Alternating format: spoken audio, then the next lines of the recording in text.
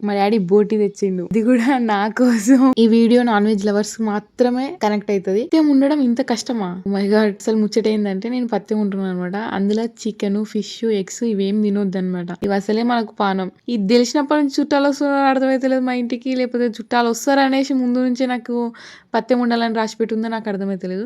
కానీ అసలు ఇష్టమైన ఫుడ్ ముందర పెట్టుకొని తినకుండా ఉండడం ఎంత కష్టం అనేది నాకు ఇప్పుడు అర్థమవుతుంది. ఎందుకంటే మనకు శనివారాలు, ఆదివారాలు, కార్తీక మాసాలు అని ఏం పట్టింపు ఉండపోయేది అనమాట. అట్లాంటిది ఇప్పుడు నేను ఒక స్ట్రిక్ట్ పత్యం ఉంటున్నాను అనమాట.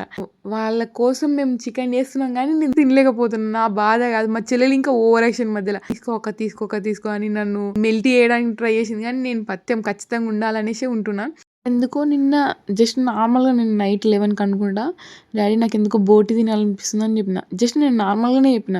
అది మా డాడీ సీరియస్ తీసుకొని మార్నింగ్ లేచి వెళ్ళి బోటి తీసుకొని వచ్చి మా మమ్మీతో ఉడిపించింది అనమాట.